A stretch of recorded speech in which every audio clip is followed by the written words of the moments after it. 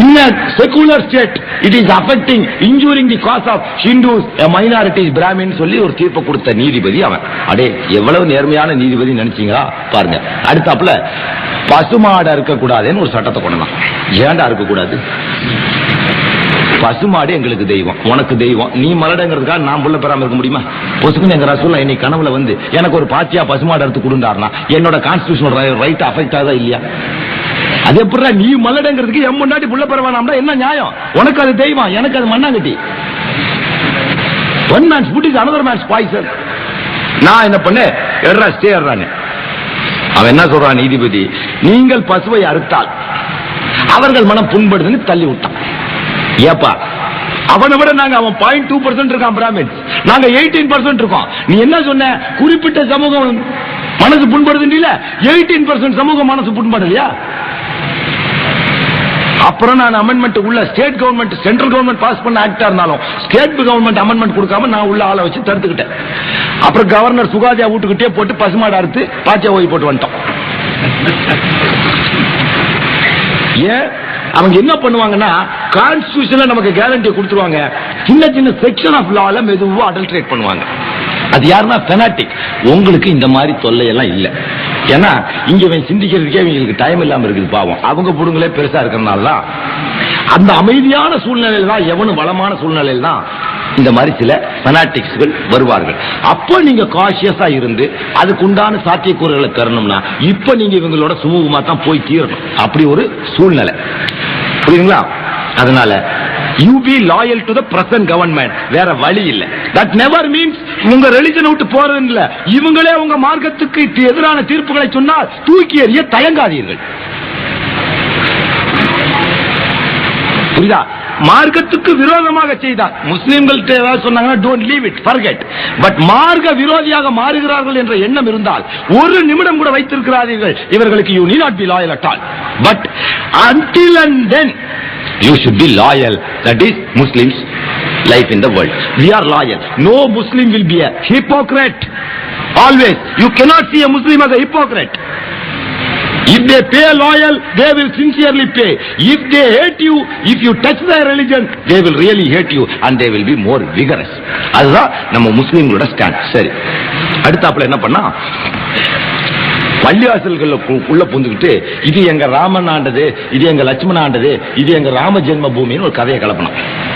உன்ன பாருங்க, பன்சிலால் என்ற ஒரு சீஃப் மினிஸ்டர் இருந்தான்.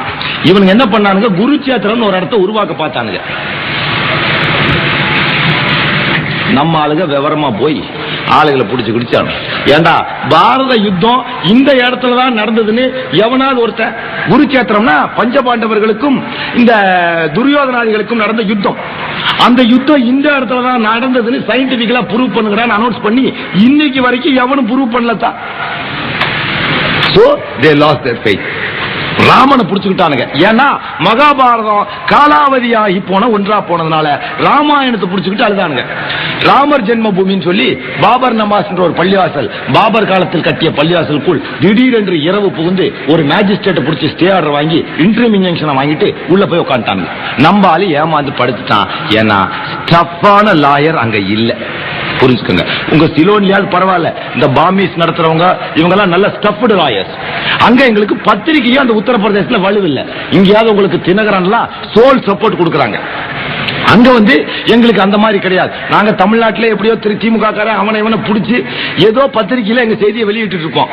அங்க ரொம்ப ஹார்டா போச்சு, கடக்குன்னு அமுத்திட்டானுங்க. 15 நாள் கழிச்சு தான் தந்தி வருது. போறதுக்குள்ள normal சூட்ல they are having a court order. இவனுங்க பண்றதே கோர்ட்டுக்கு போய் தான் எதையும் பண்ணுவானுங்க.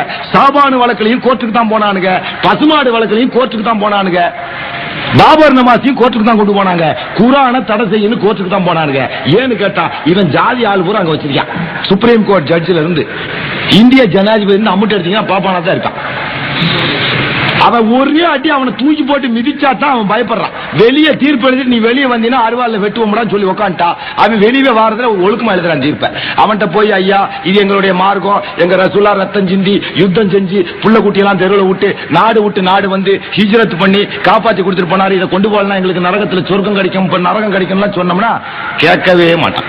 டேய் எங்க மார்க்கத்துக்கு விரோதமா நீ தீர்ப்பு எழுதினா இது தூக்கு கயிறு, இது அருவாள், இது தோட்டா, இது உனக்கு ஒண்ணு, இது எனக்கு ஒண்ணு, ஜாக்கிரதை உன் வீட்டுல இருக்க புள்ள குட்டியும் தீர்த்து போடுவேன்னு சொன்னோம்னா அன்னைக்கே தீர்ப்பு விட்டுறான். என்னுடைய அனுபவம். நீங்க ரிமிட் அடிக்க வேண்டிய இடத்துல அது முட்டாள்தனமா தான் தெரியும். intellectual people will not accept it, yet there is no other route. ஒரு மாட்டை மேய்க்கணும்னா குச்சியில தான் மேய்க்க முடியும். அவனை நம்ம மனுஷனா நினைக்க முடியாது. எப்ப மார்க்கத்துக்கு விரோதமா ஒருத்தன் திரும்புறானோ அவனை மாடுன்னு தான் மார்க்கமே சொல்லி இருக்க தீர்ப்பு. அதுக்காக என்ன பார்த்து நீங்க இருங்கன்னு சொல்ல, எங்க சூழ்நிலை அப்படி, இங்க உங்களுக்கு எப்படியோ. என்ன நான் உள்நாட்டு பிரச்சனைகளை தலையிட தயாரால. சரி அங்க போய் தீர்ப்பு வாங்கிட்டு வந்துட்டான். நாங்க என்ன பண்ணோம், டே ராம எங்கடா பிறந்தான்னு போய் ஆராய்ச்சி செஞ்சோம்.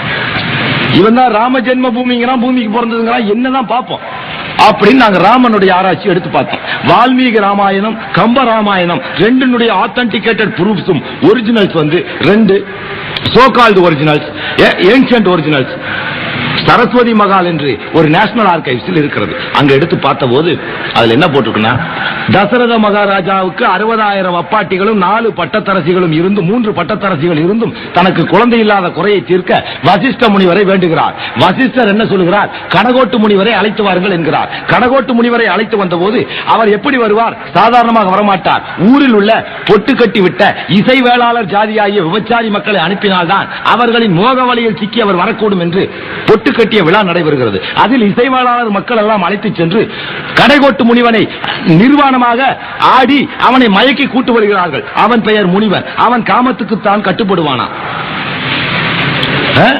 அவன் சொல்ற வேதம் எடுத்து வந்த போது அவன் இங்க வந்தவுடன் அசுவமேத யாகம் நடத்துகிறார்கள். கவனித்து கேளுங்கள், அசுவமேத யாகம். அசுவம் என்றால் குதிரை. அந்த யாகம் நடத்தும் போது பசுமாட்டை அறுத்து தான் ஓம குண்டத்துல போட்டு அந்த கறியை எடுத்து திங்கிறாங்க. இந்து வேதமே சொல்லுகிறது. இந்து வேதத்தில் எங்குமே கறி உண்ணாதே என்கின்ற வார்த்தையே கிடையாது. இன்று உள்ள பிராமணர்களின் இட்டுக்கட்ட கதைதானே தவிர அவர்களுடைய வேத இதிகாசங்களை நன்கு உணர்ந்து தெரிந்து சொல்லுகிறேன். அவற்றில் எங்குமே கறி உண்ணாதே என்று கிடையாது. மாறாக நாய்க்கறியை கூட உண்கின்ற நரபலியை கூட உண்டு மனிதனையே உயிரோடு கொளுத்தி தின்று இருக்கின்ற சாட்சிகள் தான் அங்கு இருக்கின்றன தவிர அவர்கள் நடப்பது ஒன்று, சொல்வது ஒன்று.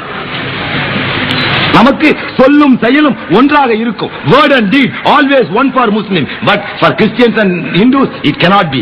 ஏன் என்று நாங்கள் கேட்கவில்லை. நீங்கள் எப்படியோ உங்கள் நேர்வழியில் செல்கிற எங்கள் மீது களங்கம் கற்பிக்காது இருங்கள் என்றுதான் கேட்கிறோம். சரி, அவன் அசோமேத யாகம் நடத்தும் போது அந்த குதிரையோட கோசலப்படுத்தித்தான் ராமன் பிறந்ததாக ராமாயணத்தின் ஒரிஜினல் நகரில் உள்ளது. நீ எப்படி இந்த பள்ளியாசல பிறந்தான்னு ராம ஜென்ம பூமிக்கு வந்து தடுத்த? அதனால நாங்க என்ன பண்ணோம், மறுபடியும் கோர்ட்ல கொண்டு போய் ஆத்தன்டிகேட்டட் ப்ரூஃப்ஸோட அதை சொருகி வச்சிருக்கோம். அப்புறம் என்ன பண்ணா, திருக்குரான்ல ஜிகாது பண்ணு, காபியர்களோடு சண்டை போடுன்னு போட்டிருக்கு. காபி அப்படி போடல, காபியர்கள் சண்டைக்கு வந்தா நீ எதிர்த்து திருப்பி போரிடுன்னு தான் போட்டிருக்கு. கையை கட்டிட்டு சும்மா இருக்குன்னு சொல்ல. இவன் அதை தவறா இன்டர்பிரட் பண்ணி கல்கத்தா உயர் நீதிமன்றத்தில் போய் விட்டிபிரேட்டிவா இருக்கு. இந்தியன் பீனல் கோட் செக்ஷன் 151 படி புரோவோகேட்டிவா இருக்கு, முஸ்லிம்களை தூண்டக்கூடியதாக இருக்கிறது, நாட்டின் அமைதிக்கு பங்கம் விளையக்கூடியதாக இருக்கிறது. எனவே ஐபிசி 151 படி இதை நீங்கள் இந்தியன் பீனல் கோட் 151 விட்டிபிரேட்டிவ் அண்ட் புரோவோகேட்டிவாக இருக்கிறது என்று சொல்லி ஒரு நீதிபதியிடம் தடை கேட்கின்றார். அந்த நீதிபதி ஏன் திருக்குரானை வங்காளதேசத்தில் தடை பண்ணக்கூடாது என்று ஒரு வெஸ்ட் பெங்கால் இந்தியன் கான்ஸ்டிடியூன்சியில் கல்கத்தா உயர்நீதிமன்றம் கொடுக்கின்றார். இந்த கல்கத்தா உயர்நீதிமன்றம் எந்த வழக்குகளை சந்தித்தது தெரியுமா? ஒரு காலத்தில் நம்முடைய முகமது அலி ஜின்னா அவர்கள் அங்கே வக்கீலாக தொழிலாற்றிக் கொண்டிருக்கும் பொழுது ஒரு வழக்கு ஒன்று நடைபெற்று வருகிறது. அந்த வழக்கிலே முஸ்லிம்கள் பள்ளிவாசலுக்கு அருகில் கொட்டடித்த வழக்கு. ஒரு அட்டானி எழுந்து ஆர்கியூமெண்ட் செய்கின்றார். ஒரு அட்டானி அந்த ஆர்கியூமெண்ட் செய்யும் பொழுது,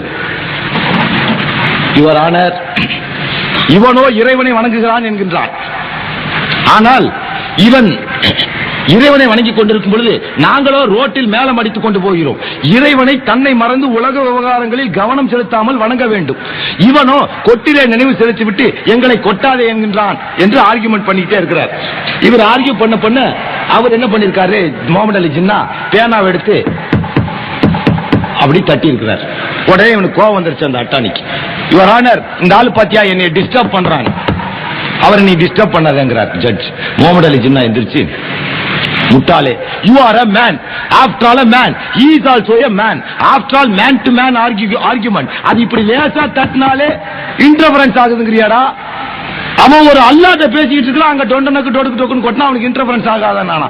உடனே எந்த பள்ளிவாசல்லையும் கொட்டை அடிக்காதறான்னு சொல்லி பள்ளிவாசல் பக்கத்துல ஒரு தீர்ப்பை வழங்கிய அதே கல்கத்தா நீதிமன்றத்தில் இந்த இந்துக்கள் ஒரு நாடகத்தை ஆடி இந்த ஒரு தடை சட்டத்தை பெற பார்த்தார்கள். உடனே நாங்க என்ன பண்ணோம், சரி அவன் நோட்டீஸ் இஷ்யூ பண்ண அதே ஜட்ஜ் இருக்கும் போதே அந்த ஒரு வாரத்துக்குள்ள தான் போடணும், ஜட்ஜ் மாத்திக்கிட்டே இருப்பான். வேதங்களையும் இதிகாசங்களையும் தடை செய். காரணம், வேதத்தில் பிராமணர் அல்லாதவனை பார்த்து என்ன சொல்லுகிறது என்றால், நமக்கு ஒரு பதார்த்தம் எப்பொழுது நஜீஸ் ஆகிறது, பன்றியின் கறி நமக்கு நஜீஸ். ரோட்ல போகும்போது சாணியோ மலமோ சேரோ பட்டால் நமக்கு நஜீஸ் ஆகுது இல்லையாத்தா. இந்து வேதத்தில் பிராமணர் அல்லாத தமிழர்கள் யார், ஒரு பதார்த்தம் எப்பொழுது அசுத்தமாகிறது என்றால், கடவுளுக்கு படைக்கின்ற பதார்த்தம், அவன் சொல்ற கடவுளுக்கு, நம்ம அல்லாவுக்கு அல்ல, குழப்பிடாதீங்க. பன்றி மோத்தலினாலும், கோழி சிறகின் காற்றினாலும், நாய் மோத்தலினாலும், சூத்திரன் தொடுவதாலும் பாத்திரம் பதார்த்தம் அசுத்தமாகிறது என்று மனு அத்தியாயம் 36 வெர்சன் 144. இப்படி சூத்திரன் அதாவது பிராமணன் அல்லாதவன், மோஸ்ட்லி 90% ஆஃப் தி இந்தியன்ஸ், அவன் தொடுவதாலும், பன்றி மோத்தலினாலும், கோழி சிறகின் காற்றினாலும், நாய் மோத்தலினாலும் ஒரு பதார்த்தம் அசுத்தமாகிறது என்று அவனுடைய வேத புத்தகத்தை எழுதி அதை வைத்து எங்களை கோர்ட்டிலே சத்தியம் செய்ய சொல்லுவார். இதுவரை நான் செய்ததே இல்லை. நமக்கு நஜீசு பண்ணி மலம், இது அவனுக்கு நஜீசு தமிழ. ஏண்டா அங்க போய் உன்னை நஜீஸ் ஆக்கிற, இங்க வா, நெஞ்சோடு நெஞ்சணைச்சு உனக்கு நாங்க தோளோட தோல் கொடுத்து உள்ள கூட்டிட்டு போறோம். நாங்க காத்துக்கிட்டு இருக்கும் போது உன்னுடைய மார்க்கத்தையும் உன்னுடைய பிறப்பையும் உன்னுடைய பெற்றோரையும் கற்பிழந்தவர்களாக்குகின்ற அந்த மார்க்கம் உனக்கு தேவைதானா என்று பகுத்தறிவுள்ள யாரை பார்த்து கேட்டாலும் இஸ்லாத்தை ஏற்றுக்கொள்வார். அதை உள்ள நுழைஞ்ச உடனே அவனுக்கு விபூதி கொடுக்கும்போது இப்படி கொடுப்பான், இவனுக்கு கொடுக்கும்போது சூத்திரவாளைய சம்ஹாய நமக, இந்த சன் ஆஃப் பாஸ்டார்டினால் ஏற்பட்ட தீட்டிலிருந்து என்னை விலக்கி வைப்பாயாக என்று சொல்லித்தான் கொடுப்பான். ஏன் போய் உங்க அம்மா கற்ப அங்க விக்கிற, எங்கள்கிட்ட வா, we will enjoy, ஒரே மறை ஒரே இறை ஒரே முறை. நீ போய் அங்க ஏன் போய் எங்களை பள்ளியாசல அஜர் தெரிஞ்சு சூத்திரன்னா அடிச்சு குருமா போட்டு குடிச்சு போடுவோம். So we will